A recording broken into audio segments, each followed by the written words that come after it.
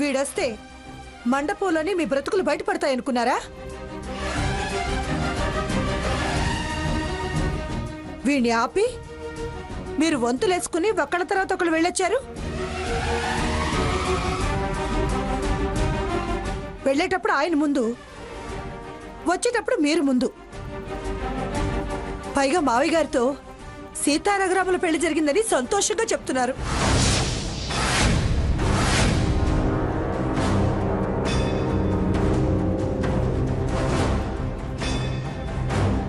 ఆ క్షణమే నా మనసు నా కొడుకు గురించి ఆలోచించింది.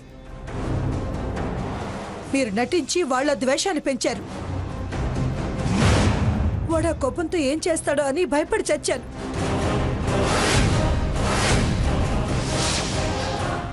ఇలా వెనకాల వంతులేసుకుని రమ్మని చెప్పొచ్చారా? చాలా ఎక్కువ మాట్లాడుతున్నావు లక్ష్మి. నిజాలు తెలుసుకోకుండా నోటికొచ్చినట్టు వాగుతున్నావు.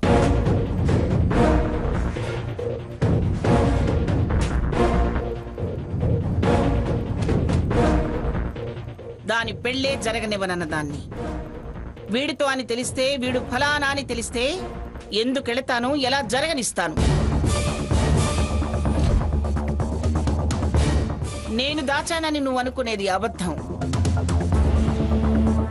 వాళ్ళు నాకు ఏ విషయమూ తెలియనివ్వకుండా దాచింది నిజం. వీళ్ళు గుమ్మంలోకి వచ్చేదాకా వీళ్ళిక్కడికి వస్తారని, వచ్చే ధైర్యం చేస్తారని నేను ఊహించలేదు. నేను రావాలనుకోలేదు.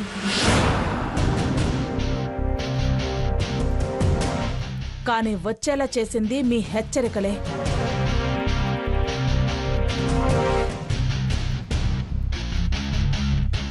ఎక్కడో దూరంగా నా బతుకు నేను బతుకుతున్న దాన్ని పనిమాల రెచ్చగొట్టారు.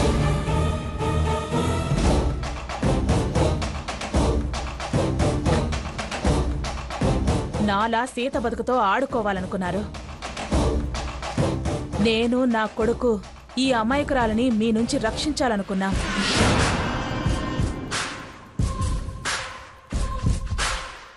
కానీ అప్పటికే సీతను మీ అమ్మాయి అనిపించుకున్నారని మా మానాన మేం బతుకుతుంటే తన ఆత్మాభిమానం మీద దెబ్బ కొట్టారు.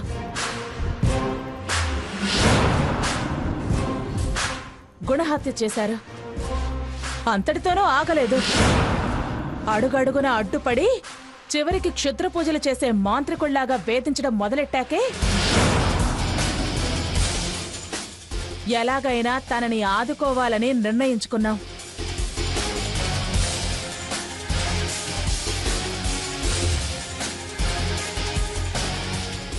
గంట క్రితం కూడా మంటపానికొచ్చి పెళ్లాపి సీత బ్రతుకుని నాశనం చేయాలనుకున్నారు.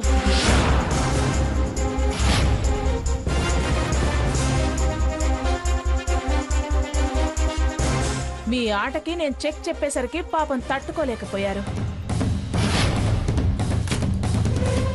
అహం చంపుకోలేక పెళ్లి చేయగానే సంబరం కాదు, కాపురం ఎలా చేస్తారో చూస్తాను అని ఓ ఛాలెంజ్ విసిరారు.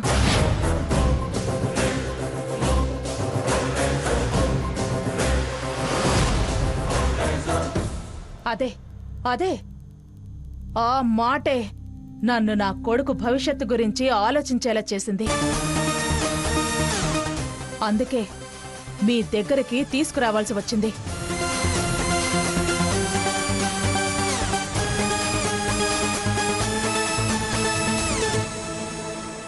25 సంవత్సరాలు ఒంటరి పోరాటం చేసి పసిపిల్లాన్ని పెళ్లి కొడుకుని చేశాను.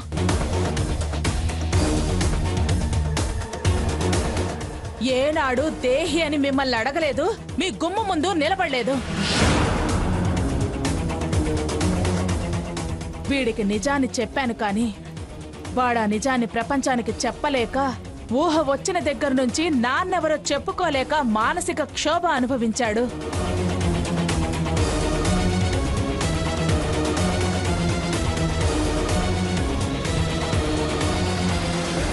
ఇప్పుడు వాడు ఓ ఇంటివాడయ్యాడు. రేపు వాడి పిల్లలు అనామకుల్లా బతకటం నాకిష్టం లేదు. నేనెంతకాలం వాడికి తోడుంటానో నాకే తెలీదు.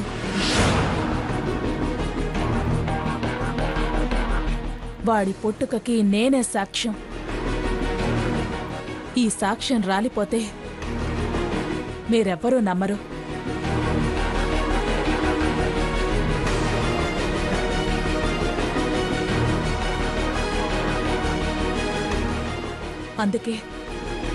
అందుకే మీ సొత్తు మీకు అప్పగించి వెళదామని మాత్రమే వచ్చాను. మీ మనవణ్ణి తీసుకెళ్లాను.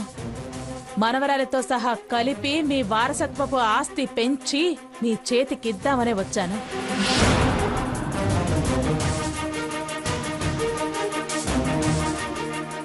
ఈ ఇంటి వారసుడు పెళ్లి చేసుకుని అద్దెంట్లో గృహప్రవేశం చేయడం ఏమిటని ఇక్కడికి తీసుకొచ్చాను. కలిసి బతకనిస్తే ఖ్యాతి, విడదీస్తే అపఖ్యాతి.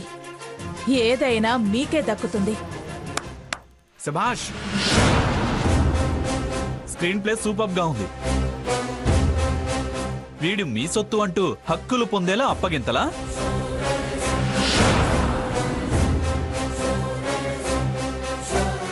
హక్కుల దాకా వెళ్తావేంట్రా పిచ్చోడా? అసలు లోపలికొచ్చే అర్హత ఉంటేగా.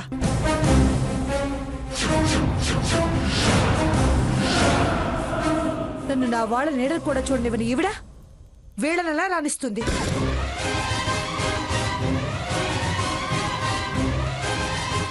అదే జరిగితే నేను చూస్తూ ఎందుకుంటాను? హక్కులు అధికారాలు ఎవరు పంచుకున్నా నేను సహించను. అది నీ విషయంలో కానీ నా విషయంలో కానీ. ఏమండి, చచ్చా, అలా పిలవాలంటేనే అసహ్యం వేస్తుంది. ఈ నెల తర్వాత నాకింత అన్యాయం చేయడానికి మీకు మనసులో వచ్చిందండి. వస్తుందమ్మా, ఎందుకు రాదు? తల్లిగారి ఆశీర్వచనం కదా, రక్తి కట్టించే నాటకంలో ముఖ్య పాత్ర కదా. Saketh, no no more right to call me like so. ఎవరో వస్తే నా భార్య, ఎవరినో పట్టుకొని నా కొడుకు అన్నాక నేనేమవుతానని అలా పిలుస్తున్నావు? అదిగో అప్పగించడానికి వచ్చారట. అందుకొని హక్ చేసుకుని పొంగిపో. నువ్వు మీ అమ్మ నాన్న కలిసి ముద్దాడి పండగ చేసుకోండి.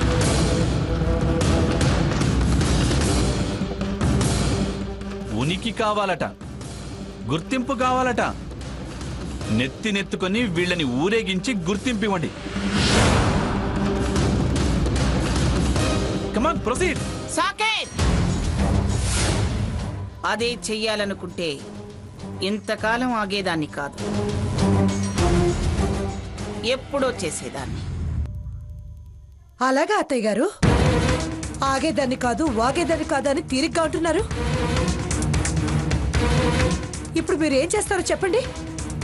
ఖ్యాతి మీదేనట, అపఖ్యాతి మీదేనట. వాళ్ళని రమ్మంటారా, లేక మీ మనవణ్ణి సమర్థిస్తూ వెనక్కి తిరిగి వెళ్ళమంటారా? అది వెళ్ళమన్నా నేను ఊరుకోను. హక్కులు అధికారాలు ఏంటనేది తర్వాత మాట్లాడాల్సిన విషయం. పిఠాపురం వారి అబ్బాయి పెళ్లి చేసుకుని పెళ్లాన్ని వెంటబెట్టుకుని పసుపు బట్టలతో గుమ్మంలో నిలబడ్డాడు. పరాయి వాళ్ళనైనా అలా ఉన్న వాళ్ళని వెనక్కి తిరిగి వెళ్ళమనే సాంప్రదాయం కాదు మాది. వాళ్ళు లోపలికి రావాల్సిందే. ఏమండి, నువ్వు మాట్లాడకమంగా. ఇది డ్రామాకి climax. Director retired judge. Jagannatham గారిచ్చే తీర్పు సాంప్రదాయం, మర్యాద అట.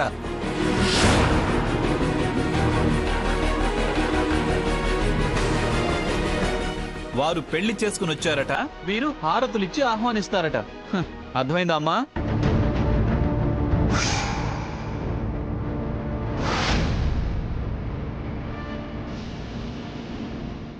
అదే మీ గౌరవ మర్యాద అనుకుంటే మాకు జరిగిన అన్యాయాన్ని ఏమనాలి?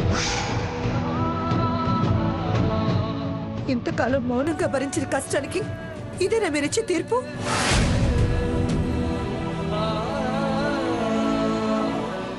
తప్పు చేసిన వాళ్ళని వదిలేసి నాకు నా కొడుక్కి శిక్ష వేస్తారా? నా గొంతు కోసి ఈ వయసులో సవత పోరు పెట్టడం మీకు సాంప్రదాయమా?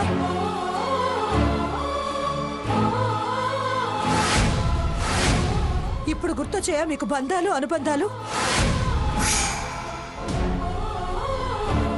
మరి మేం పెంచుకున్న వాటిని ఏం చేస్తారు? తుంచేస్తారా? అదే మీ సాంప్రదాయమేనా? ఇలా ఆడకు మగకు అన్యాయం చేయటమే మీ వంశాచారమా? అక్కడ మనవడు కాకుండా మనవరాలుంటే మీ ఆవిడ ఏం చేసిండేది? నా కడుపున పుట్టిన బిడ్డను తను హత్య చేసి నా కొడుకు దృష్టిలో నన్ను దుర్మార్గురాలు చేయటం కూడా మీ ఆచారంలో భాగమేనా? ఏయ్, హద్దు మీరి మాట్లాడుతున్నావు.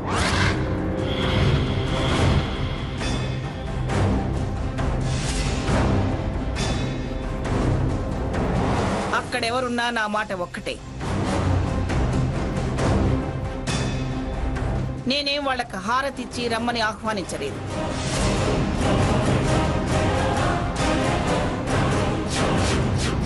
వచ్చిన వాళ్ళని గెట్ అవుట్ అనకుండా ఉంటే ఆహ్వానించినట్టే అవుతుంది. సిగ్గు లేకుండా వాళ్ళొస్తే నేనే చేయను.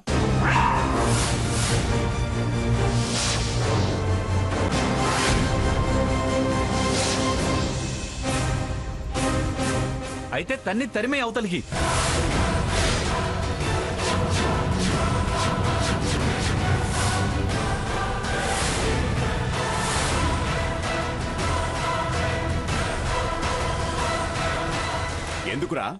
ఎందుకురా తన్ని తెరవేయాలి? వాళ్ళు ఏం తప్పు చేశారని?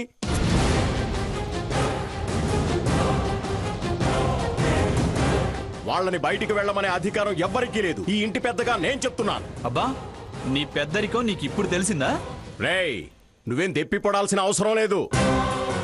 అయిన దానికి కాని దానికి నీలాగా మీ గ్రానీలాగా నాలికి జాడించడమే పెద్దతనం కాదు. అవసరమైనప్పుడే పెద్దవాళ్ళు జోక్యం చేసుకుంటారు. ఇప్పుడు మీరు జోక్యం చేసుకుని చెప్పే ముగింపేంటి? ఈ పరిస్థితుల్లో నేను ఇందాకన్నదే ఫైనల్.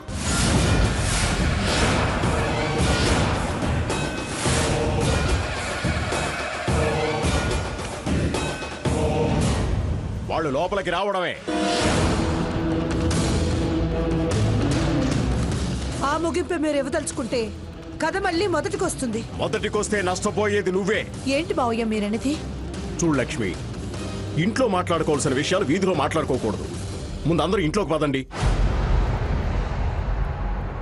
నో, ఇంత దూరం వచ్చాక ఇల్లు లేదు, వీధి లేదు. ఈ విషయం ఇప్పుడే ఇక్కడే తేలాలి. ఏంట్రా తేలాల్సింది? వీళ్ళెవరు, మేమెవరు?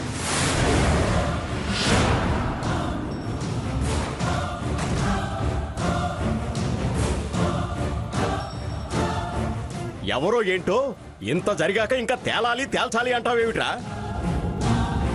ఆవిడ నీ పెద్దమ్మ, వీడు నీ అన్నయ్య. తాతయ్య. అవునరా, మీ ఇద్దరికి నేను తాతయ్యనే, ఇది నాయనమ్మే. అవును అని అంత తేలిగ్గా చెప్పేకండి మావయ్య. ఏ అధికారంతో వాళ్ళు లోపలికి వస్తారో అది తెలుసండి. ఆవిడ నీ పెద్దమ్మ, వీడు నీ అన్నయ్య. తాతయ్య. అవునరా, మీ ఇద్దరికి నేను తాతయ్యనే, ఇది నాయనమ్మే. అవును అని అంత తేలిగ్గా చెప్పేకండి మావయ్య. ఏ అధికారంతో వాళ్ళు లోపలికి వస్తారో అది తెలుసండి. చూడమ్మా, నాకు తెలిసి వాళ్ళు ఏ అధికారాలు కోరి రాలేదనిపిస్తోంది.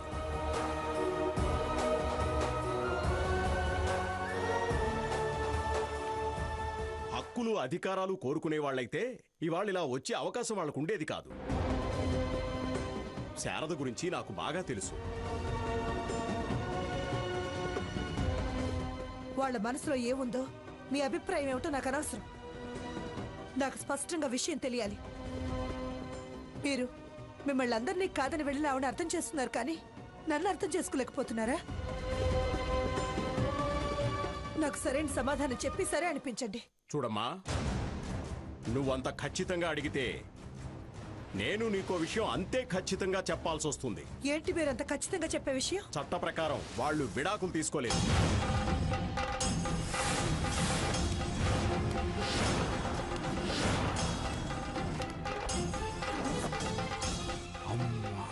అంటే వాళ్ళకి హక్కులున్నాయనగా అర్థం? హక్కుంటే అధికారం ఉన్నట్టేగా లెక్క. అలాంటప్పుడు మేమేమైపోవాలి? ఎవరు ఏమైపోరు, ముందు లోపలికి రండి. మీరేం అవరు అయిపోరు.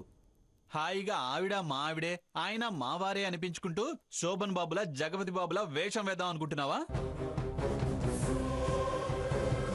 ముందు అమ్మ ప్రశ్నకి సమాధానం వచ్చాకే మేము లోపలికి వచ్చేది.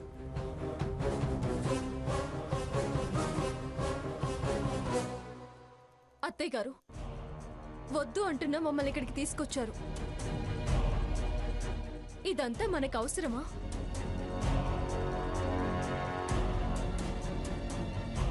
మనం వెళ్ళిపోదాం పదండి. వాళ్ళు తేల్చుకునే విషయం వాళ్ళు తేల్చుకుంటున్నారు. నువ్వు తొందరపడకు సీత. తేల్చుకున్నా తేల్చుకోకపోయినా మనకు అనవసరం. నేను ఇక్కడ నిలబడలేకపోతున్నాను. జీవితంలో ముందు ముందు నిలదొక్కుని నిలబడాలంటే ఇప్పుడు ఓపిగ్గా నిలబడక తప్పదు. వాళ్ళ పోరు మన స్థానాన్ని నిర్ణయిస్తుంది. మనం ఎవరో ఏంటో రేపు సమాజానికి తెలుస్తుంది.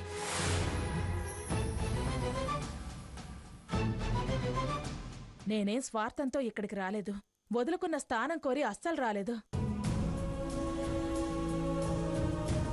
నా కోసం కాసేపు ఓపిక పట్టు. ఏంటి, ఏం సమాధానం చెప్పకుండా అలా నిలబడ్డావు? మళ్ళీ ఏం మాయ మాటలు చెప్పాలా అని ఆలోచిస్తున్నావా? మాయ మాటలు చెప్పాల్సిన కర్మ నాకేం పట్టలేదురా. మీ అందరి ప్రశ్నలకి నేనే సమాధానం చెప్తాను. అరుపులు కేకలు ఆపి ముందు లోపలికి పదండి. తిన్న ధరకు కరవటం లేదండి. సమాధానం చెప్పకుండా అలా నిలబడ్డావు? మళ్ళీ ఏం మాయ మాటలు చెప్పాలా అని ఆలోచిస్తున్నావా? మాయ మాటలు చెప్పాల్సిన కర్మ నాకేం పట్టలేదురా. మీ అందరి ప్రశ్నలకి నేనే సమాధానం చెప్తాను. అరుపులు కేకలు ఆపి ముందు లోపలికి పదండి. తిన్న ధరకు కరవటం లేదండి. కడుపు మండి అరుస్తున్నాను. నా ప్రతిగంటని అడుగుతున్నాను.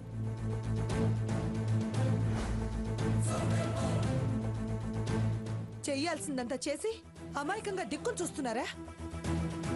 మమ్మల్ని దిక్కులేని వాళ్ళు చేయటానికేగా ఇదంతా? నిజంగా మీరు నన్ను పెళ్ళంలా చూసారా? మనం చేసిన సంసారమేనా? ఇంత భయంకరమైన నిజాన్ని దాచారంటే మీకు అసలు మనస్సు మనస్సాక్షి ఉన్నాయా? ఈ క్షణం కూడా వాళ్ళని లోపలికి పదండి అంటున్నారంటే నేనేంటి, నా స్థానం ఏంటి?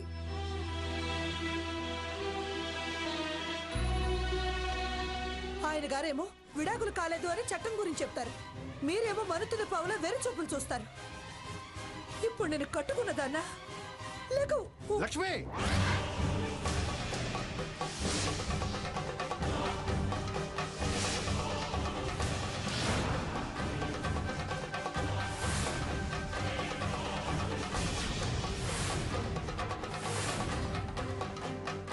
ఆ పిలుపు అలా పిలిచే అధికారం మీకు కావాలంటే నేను నా కొడుకు ముఖ్యమో, ఆవిడ కొడుకు ముఖ్యమో తేల్చి చెప్పండి.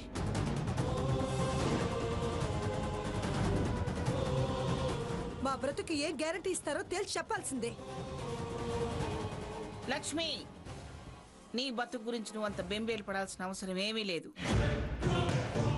నేను గ్యారంటీ ఇస్తున్నాను, నీకే విధంగా ఏ అన్యాయం జరగనివ్వను. ఈ వీధి భాగవతం ఇక చాలు, పద లోపలికి. నేను మీ మాటలు ఇంకా నమ్మదలుచుకోలేదు.